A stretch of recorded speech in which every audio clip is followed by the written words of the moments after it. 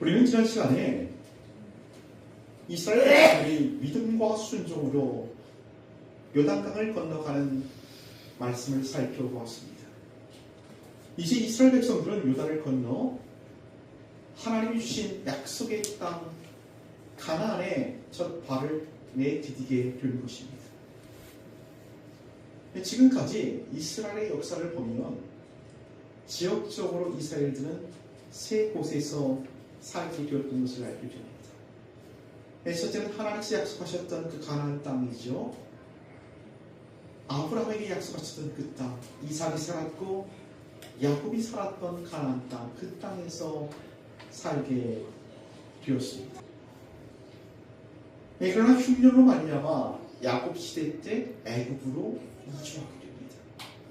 그리고 애굽에서 400년 동안 종세를 하게 됩니다. 노예인이 되어서 애굽 사람들을 섬기며 애굽 땅에서 400년 동안 살게 된 것이죠. 그러는 동안에 이 70명의 사람들이 이주를 했는데 200만 명으로 그 민족이 성장하게 됩니다. 애굽에서 400년 살았고요. 그 다음에 모세를 통해 출애굽하게 되죠. 그리고 광야에서 40년을 배회하며 삽니다. 사실 시내 광야에서 가나안 땅까지는 3주면 갈 수 있는 거리인데 그는 40년 동안 배회하게 됩니다. 여러분이 잘 아는 사건입니다. 이스라엘 백성들이 하나님 말씀에 불순종했고 결국 하나님의 심판을 받아 40년 동안 연단과 훈련을 받는 장소가 바로 광야인 것이죠. 그들은 가나안 땅에 살았고요, 애굽 땅에 살았고 광야에 살았습니다. 이 세 곳 중 이스라엘 백성들에게 있어서 가장 안전하고 편안한 곳이 있었다면 그곳은 어디일까요? 한번 생각해 보십시오. 애굽은 400년 동안 살면서 노예로 살았거든요. 그때는 애굽 사람이 시키는 것만 하면 되는 그런 시대였습니다. 그러면 집을 주고 먹을 것을 주고 죽을 염려는 없었던 시대가 400년의 시대였을 겁니다. 애굽에서는 애굽 사람의 말을 잘 듣기만 하면 되었다면 이 광야에서는 하나님 말씀만 잘 듣고 순종하면 되었던 그런 시기였죠. 하나님이 낮에는 구름 기둥으로 인도하셨고요, 밤에는 불 기둥으로 그들을 안전하게 보호하셨습니다. 먹거리가 떨어지면 하늘에서 만나를 내려 먹이셨고 고기를 먹고 싶다 하면 메추라기를 내려 그들로 먹게 했습니다. 물이 없을 때는 반석을 쳐서 물을 내어 그 물을 마시게 했습니다. 어떤 사건, 어떤 어려움이 있을 때마다 기적을 일으켜 그 모든 문제들을 해결해 나갔던 곳이 광야입니다. 이 광야를 신명기 8장 2절부터 4절까지 이렇게 소개합니다. 신명기 8장 2절부터 4절까지 읽어보십시다. 자, 2절과 3절을 읽을 때 여러분이 4절을 읽으십시오. 내 하나님 여호와께서 이 40년 동안에 내게 광야 길을 걷게 하신 것을 기억하라. 이는 너를 낮추시며 너를 시험하사 내 마음이 어떠한지 그 명령을 지키는지 안 지키는지 알려 하시니라. 너를 낮추시며 너를 주게 하시며 또 너도 알지 못하며 내 조상들도 알지 못하던 만나를 이기 모신 것은 사람이 떡으로만 사는 것이 아니요 여호와의 입에서 나오는 모든 말씀으로 사는 줄을 내가 알게 하려 하십니다. 4절 시작. 이 40년 동안에 내 의복이 헤어지지 아니하였고 내 발이 부르트지 아니하였느니라.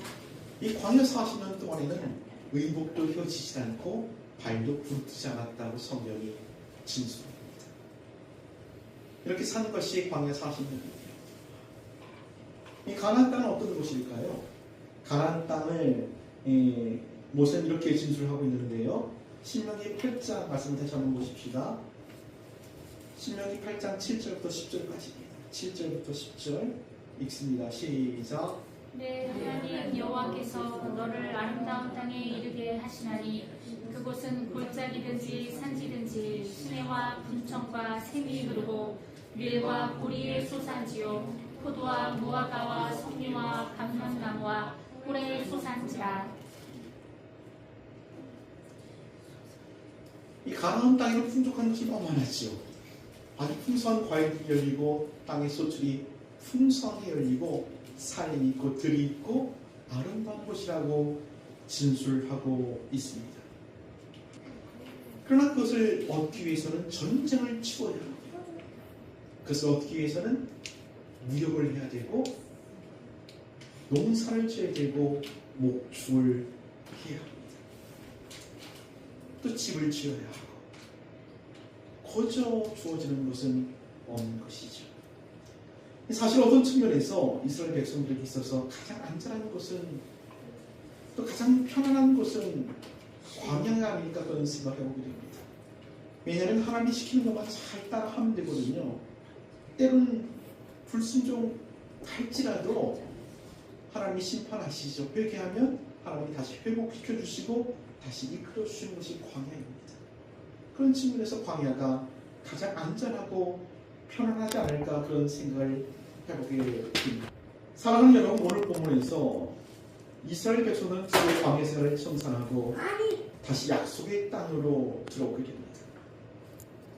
한번 생각해 보십시다.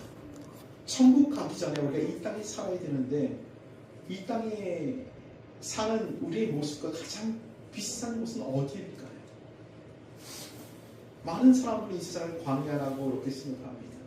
광야라고 생각해도 틀린 것은 아니겠습니다만 엄격한 의미에서 우리는 약속의 땅 가나안에 살고 있다는 사실을 믿으시길 바랍니다. 우리가 살아가야 하는 이 가나안 땅, 이 세상은 거저 주어지는 것이 없습니다. 직장을 다니든지 장사를 하든지 경제 활동을 해야 합니다. 대출을 끼고 집을 장만해야 되고요. 없는 형편의 아이들을 가르쳐야 합니다. 아프면 병원 가야 되고요. 힘없고 빽 없으면 서론받고 사는 것이 이곳입니다. 근데 하나님은 이곳을 젖과 꿀이 흐르는 땅이라고 이렇게 말하고 계십니다. 과연 이곳이 젖과 꿀이 흐르는 땅일까요? 이 젖과 꿀은 거저 주어지는 것이 아니라고 말씀을 드렸습니다. 이것은 믿음으로 정복해야 할 땅이고 순종으로 개간해 나가는 땅입니다.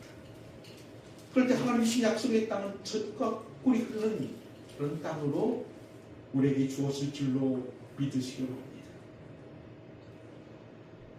그렇다면 여러분, 하나님이 주신 땅, 하나님이 주신 이 세상을 살아갈 때 우리에게 있어 가장 중요한 것은 무엇일까요? 오늘 본문은 한마디로 그것을 자기 정체성이라고 말합니다. 한번 따라해 보십시다.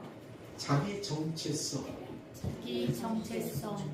자기 정체성이라는 것은 나는 누구인가라는 의미이죠. 나는 누구인가. 이 세상을 살아갈 때 나는 누구라고 나를 의식하고 인식하고 있는가. 그것이 자기 정체성입니다.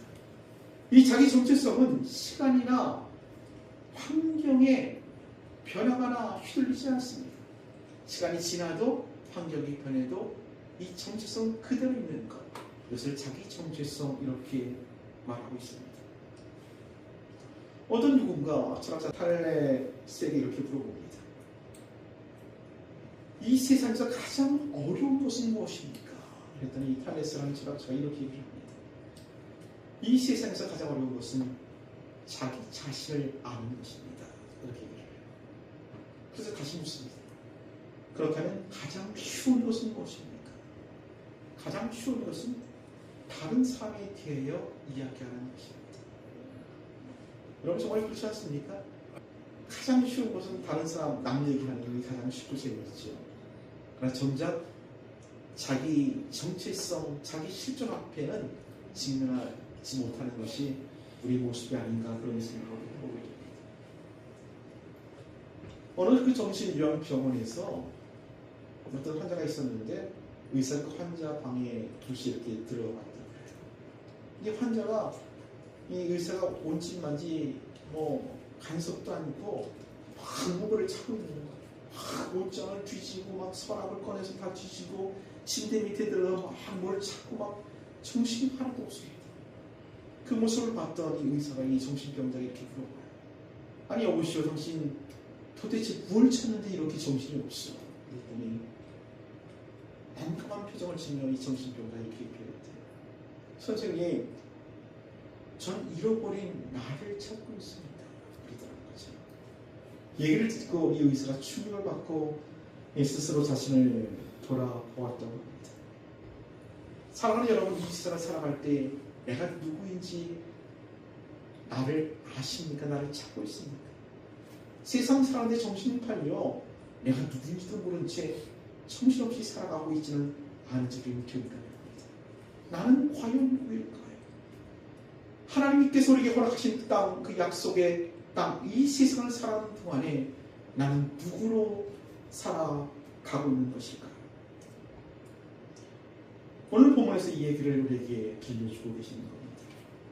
하나님의 기적으로 이스라엘 백성들은 요단강을 건너게 되죠. 이 사실이 가나안 족속들에게 소문으로 퍼지게 됩니다. 그들은 어떤 반응을 보였을까요?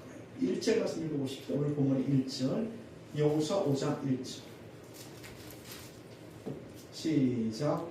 요단 서쪽의 아모리 사람의 모든 왕들과 해변의 가나안 사람의 모든 왕들이 여호와께서 요단물을 이스라엘 자손들 앞에서 말리시고 우리를 건너게 하셨음을 듣고 마음이 녹았고 이스라엘 자손들 때문에 정신을 잃었더라.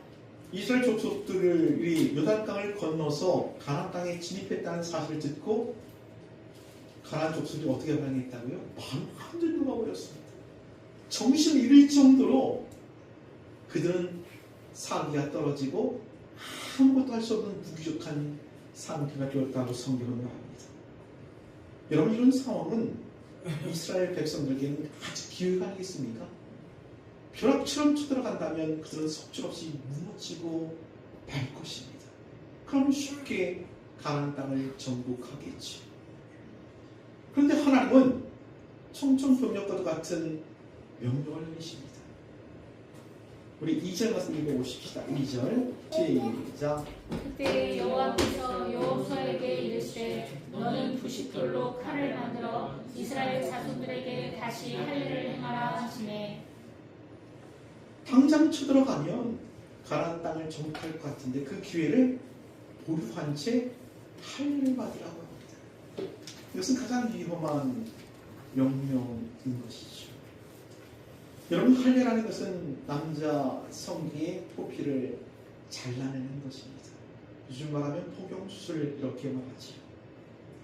근데 뭘로 자르라고 그래요? 부싯돌로, 돌로 그 포피를 자릅니다. 얼마나 아팠을 거예요. 또 피는 얼마나 많이 나왔을 거예요. 지금처럼 위생이 철저한 시대가 아니기 때문에 간염이 일어나고 있습니다. 그 수술을 받고 나면 며칠간은 걷지도 못하고 참 치는 것이 어렵습니다. 근데 지금 이스라엘 백성들이 어떤 상황이에요? 전쟁을 앞둔 상황이라는 말이죠. 가나안 족속과 전쟁을 치러야 할 그런 상황 속에서 꼼짝 못하는 그런 환자들로 만들어버리는 겁니다. 이것이 하나님의 명령이었습니다. 이와 비슷한 사건이 그들의 조상 야곱 일가에도 일어난 적이 있습니다. 야곱이 20년 동안 삼촌 라반의 집에 살았지 않습니까? 하나님 말씀을 따라 삼촌 라반의 집을 떠나 이제 약속의 땅 가나안을 향해 그들이 떠나게 됩니다. 그리고 세겜이라는 지역에서 잠시 머물게 되거든요. 이 세겜에 머무는 동안에 야곱에게 디나라는 딸이 있었어요. 이 디나가 그 세겜 지역으로 놀러 가는 거예요. 놀러 갔다가 세겜의 주장이었던 그 사람 이름이 세겜입니다. 세겜에게 성폭행을 당합니다. 그리고 울면서 집으로 돌아왔다는 거예요. 이 나이가 났죠. 야곱 일가에게 나이가 났습니다. 그 오빠들이 12명이나 있는데 그 12명 오빠들이 막 길게 날뛰고 막 당장 죽이겠다고 싸우겠다고 나이가 났죠. 근데 힘이 없기 때문에 참고 있었습니다. 근데 이 세겜이라는 사람이 디나를 성폭행한 뒤에 디나가 마음에 든 거예요. 디나를 사랑하려고 그 야곱을 찾아와요. 내가 당신 딸 디나를 사랑하게 되었으니 결혼하게 해주십시오. 그리고 우리 민족과 당신 민족이 서로 통하며 한 민족을 이루십시다 라고 이렇게 처음을 합니다. 얘기를 들었던 그 디나의 오빠들, 야곱의 아들들이 그 세겜한테 이렇게 얘기하죠. 우리는 하나님의 백성입니다. 하나님의 백성은 할례를 받습니다. 당신들 민족이 우리 민족과 합하려면 당신들도 할례를 받아야 합니다 라고 이렇게 얘기를 해요. 진짜 이 세겜과 그 족속들이 그 말을 받아들입니다. 그리고 다 할례를 받았거든요. 어떻게 되었는지 한번 말씀 찾아볼까요? 우리 창세기 34장 25절. 창세기 34장 25절. 4장 25절 말씀 읽습니다. 시작. 제3일에 아직 그들이 아파할 때 야곱의 두 아들 디나의 오라버니 시몬과 레위가 각기 칼을 가지고 가서 몰래 그 성읍을 기습하여 그 모든 남자를 죽이고 제3일에 가장 아파할 그때에 시몬과 레위가 두 사람이 쳐들어갔어요. 몰래 가가지고 그 남자들을 다 죽였다라고 성경은 그렇게 말합니다. 그러니까 할례라는 것이 이렇게 고통스럽고 아픈 수술이라는 말이에요. 근데 전쟁을 앞둔 이스라엘 백성들에게 하나님은 할례를 행하라고 그렇게 명령하고 계시는 겁니다. 그렇다면 이 할례라는 것이 무엇이 건데 이 전쟁을 앞둔 백성들에게 전쟁에 앞서 먼저 할례를 하라고 하나님은 명령하신 걸까요? 할례에 관한 기사는 창세기 17장에 나옵니다. 우리 창세기 17장을 펼쳐보십시다. 창세기 17장 7절부터 한번 보십시오. 창세기 17장 7절. 제가 읽을 때 눈에만 따라 보십시오. 내가 내 언약을 나와 너 및 내 대대 후손 사이에 세워서 영원한 언약을 삼고 너와 내 후손의 하나님이 되리라. 내가 너와 내 후손에게 내게 거류하는 이 땅 곧 가나안 온 땅을 주어 영원한 기업이 되게 하고 나는 그들의 하나님이 되리라. 하나님이 또 아브라함에게 이르시되 그런즉 너는 내 언약을 지키고 내 후손도 대대로 지키라. 우리 10절 11절 읽습니다. 시작. 너희 중 남자는 다 할례를 받으라. 이것이 나와 너희와 너희 후손 사이에 지킬 내 언약이니라. 너희는 포피를 베어라. 이것이 나와 너희 사이의 언약의 표징이니라. 할례는 하나님의 백성이 되었다는 표징이다라고 성경은 말하고 있습니다. 아브라함과 하나님이 언약을 맺고 그 언약은 하나님은 아브라함의 하나님이고 아브라함은 하나님의 백성이 된다는 언약입니다. 그 표징으로 할례를 행하라고 명령하고 있는 거죠. 그래서 아브라함의 자손들은 할례를 받는 것이 이스라엘의 전통이자 법이고 율법인 것입니다. 사실 이 할례는 거세를 상징하는 겁니다. 이 할례는 포피만 자르지만 뭘 상징한다고요? 거세, 완전히 잘라버리는 거예요. 여러분 성기를 자르면 이세를 출산할 수가 없죠. 이게 무슨 뜻이에요? 아브라함의 자손, 내 백성들, 내 민족은 하나님에 의하여 만들어질 하나님의 백성이라는 상징인 것입니다. 그 상징이 6월절로 드러나고 있는데요. 오늘 본문의 말씀을 다시 한번 읽어보십시다. 본문 10절입니다. 본문 10절 읽습니다. 시작. 이스라엘 자손들이 길가에서 죽었고 그 딸 시사의 저녁에는 여리고 평지에서 6월절을 지켰으며 이스라엘 백성들이 가나안 땅에서 처음으로 6월절 의식을 지켰다라고 성경이 6월절이라는 뜻이 이런 것 아니겠습니까? 하나님께서 모세를 통해서 이스라엘 백성을 출애굽시켰는데 바로가 계속 거절합니다. 10가지 재앙을 일으키게 되죠. 그 10번째 재앙이 모든 살아있는 것의 첫 번째 소출은 다 죽는 겁니다. 가축의 첫 번째도 죽고요. 왕의 첫 번째 아들도 죽고 모든 가정마다 첫 번째 아들이 죽는 그런 재앙을 일으키게 됩니다. 애굽 전역에 통곡소리를 퍼지죠. 큰 아들이 죽었으니 다 울고 불고 난리가 났습니다. 그러나 이스라엘 백성들이 거주하는 그곳에는 통곡소리가 나지 않아요. 한 명도 죽지 않았기 때문에 그렇습니다. 왜 죽지 않았냐면 하나님께서 살아나는 방법을 알려주셨어요. 양을 잡아서 그 피를 문설주에 바르는 겁니다. 그럼 죽음의 사자가 집집마다 들어가 그 첫 아들을 죽일 때에 그 피가 문설주에 발려있는 그 집은 들어가지 않고 넘어갑니다. 패스오버, 이것이 유월절이라는 뜻이거든요. 넘어가는 겁니다. 그래서 이스라엘 백성들은 죽지 않았던 것이죠. 이스라엘 백성들이 하나님의 백성이 된 유일한 근거는 유월절에 있는 것입니다.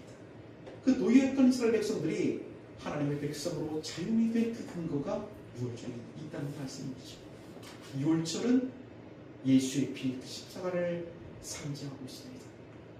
예수께서 갈릴리 바닷가를 이렇게 그 모래수잔을 거닐 때에 침례 요한이 그 예수를 보고 이렇게 소리치시, 보라, 세상 죄를 지고 가는 하나님의 어린 양입니다. 그 하나님의 어린 양이 어떻게 되었습니까?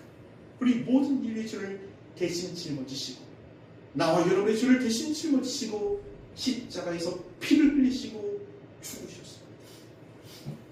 그리고 주님께서 뭐라고 하십니까? 그 십자가를 지기 전에 그 포도주를 제자들과 함께 나누면서 이것을 받아 마시라. 이 피는 모든 사람의 죄 사함을 위한 언약의 피이다. 그 언약의 피가 6월절에 죽었던 그 양의 피, 은성주에 발라졌던 그 양의 피인 줄로 믿으시기 바랍니다. 그 피로 인해 우리는 구원받은 하나님의 자녀가 되었고 하나님의 백성이 된 줄로 믿으시기 바랍니다. 하나님께서 여호수아에게 할 일을 명하십니다. 왜냐하면 자기 정체성을 잃어버렸기 때문에 그래요. 이 말씀을 다시 한번 읽어보십시다. 오늘 본문의 3절과 4절 말씀 시작. 여호수아가 60돌로 칼을 만들어 할례 산에서 이스라엘 자손들에게 할례를 행하니라. 여호수아가 할례를 시작한 이것이니 애굽에서 나온 모든 백성 중 남자 또 모든 은사는 애굽에서 나온 후 광야에서 죽었는데 5절 그 나온 백성은 할례를 받았으나 다만 애굽에서 나온 후 광야길에서 난 자는 할례를 받지 못하였습니다. 애굽에서 살다가 출애굽한 사람들은 할례를 받았는데 그 광야에서 난 사람들은 할례를 받지 못했기 때문에 할례를 받으라고 하나님께서 명령하신 겁니다. 이것은 형식적인 이유일 겁니다. 할례를 받지 못했기 때문에 할례를 받으라는 명령이죠. 그러나 이것보다 더 중요한 내용적인 이유가 있어요. 8절과 9절 시작. 또 그 백성에게 할례 행하기를 아침에 백성이 진중 각 처소에 머물며 낫기를 기다릴 때에 여호와께서 여호수아에게 이르시되 내가 오늘 애굽의 수치를 너희에게서 떠나가게 하였다 하셨으므로 그곳 이름을 오늘까지 길갈이라 하니라. 할례를 한 뒤에 여호수아가 어떻게 선포하죠? 내가 애굽의 수치를 떠나가겠다. 한번 따라해 보십시다. 애굽의 수치를 떠나가겠다. 애굽의 수치를 떠나가겠다. 그리고 그곳을 길갈이라고 이름 붙입니다. 길갈은 굴러간다라는 뜻이에요. 그 수치를 굴려서 내버리는 것입니다. 애굽의 수치는 뭐죠? 400년 동안 애굽에서 살면서 그들의 본성 가운데 마음에 쌓였던 그 노예 근성, 이것이 애굽의 수치라고 여호수아는 말하고 있는 것이죠. 이스라엘 백성들은 400년 동안 노예 생활을 했기 때문에 자기가 자유라는 사실을 생각지 못했어요. 항상 나는 노예고 시키는 것만 하는 사람들이라고 그들은 생각하고 있었던 것입니다. 그래 광야 40년을 사는 동안에 보면 것이 습관적으로 나오죠. 무슨 어려운 말이 있으면 뭐라 그래. 이 광야에서 죽느니 차라리 애굽으로 들어가겠다. 애굽 백성을 섬기는 낫겠다라고 그들은 습관적으로 떠들어댑니다. 이 노예 근성이 완전히 물들어서 빠지지 않은 것이죠. 이 노예 근성을 빼는데 40년이 걸리는 겁니다. 그리고 이제 요단강을 건너 가나안 땅에 첫 들어갔을 때 할례를 행함으로써 이 노예 근성을 불려버리는 겁니다. 잘라버리는 것이죠. 하나님은 이 할례를 통해서 이스라엘 백성들에게 이런 메시지를 주고 싶었던 겁니다. 이제 너희는 세상 사람들이 아니라 나 하나님의 백성이다. 그것을 그들의 마음속에 각인시키고 싶었던 거예요. 이제 너희는 너희 스스로를 노예라고 생각하지 말라. 나 하나님은 너희에게 자유를 주었노라. 이제 너희는 하나님의 백성답게 믿음과 순종으로 가나안 땅을 젖과 꿀이 흐르는 땅으로 개간하고 정복해라.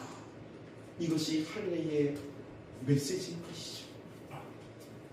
이 할례라는 의식을 통해서 이스라엘 백성들의 마음이 이것을 각인시키는 겁니다. 두 가지 메시지가 뭐라고요? 너희는 세상 백성이 아니라 하나님의 백성이다. 두 번째 뭐라고요? 너희는 노예한 자가 자유입니다. 믿음과 순종으로 가나안 땅을 젖과 꿀이 흐르는 땅으로 개간하라. 정복하라. 이것이 할례의 메시지인 것입니다. 사랑하는 여러분, 저희 여러분이 살아가는 곳은 광야도 아니고 애굽도 아닙니다. 하나님께서 우리에게 주신 약속의 땅 가나안을 살아가고 있는 것입니다. 우리 이 땅을 살면서 우리 책임이 있습니다. 자유인으로서의 책임이 있습니다. 그래서 이 땅을 젖과 꿀이 흐르는 땅으로 정복하고 개간할 책임이 저희 여러분에게 있다는 사실을 믿으시기 바랍니다. 네, 그런데 어떤 분들은 이 가나안 땅에 살면서 여전히 광야를 배회하시는 분들이 계십니다. 마치 광야를 사는 것처럼 내 삶 너무 어렵고 힘들고 정말 못 살겠다고 그렇게 한탄하며 삽니다. 아이고 죽겠다. 왜 이렇게 시험이 많은지 경험이 많은지 그 소리만 하고 핑계대며 살아가는 모습은 없는지 우리는 생각해 보아야 합니다. 또 어떤 분들은 아직도 애굽의 노예처럼 살아가고 있습니다. 패배의식과 열등의식 속에서 아무것도 못하고 난 더 이상 안 돼. 나는 소망 없어. 요즘 애들 말로 뭐라고 그러죠? 이번 생에 난 망했다. 그러면서 삶을 포기하고 살아간다는 말이죠. 하나님 뭐라고 그런다고요? 너희 세상 백성 아니야. 내 백성 하나님의 백성. 너희는 노예 아니야. 너희는 자유인이야. 내가 너희에게 자유를 주었어. 너희는 믿음과 순종으로 이 땅을 개간하고 정복해서 젖과 꿀이 흐르는 땅으로 만들라고 우리에게 명령하고 계시는 겁니다. 사랑하는 여러분, 기억하십시오. 우리 이미 약속의 땅에 들어가 있습니다. 이제 초반일로 한탄하고 슬퍼하고 좌절하지 마십시다. 뭐 세상이 죽겠느니 어렵다니 핑계대지 마시고 하나님 주신 은혜를 따라 힘있게 하루하루를 살아내십시다. 그럼 우리의 삶 속에 하나님 우리에게 베푸시는 젖과 꿀이 흐르게 될 줄로 믿습니다. 기도하십시다.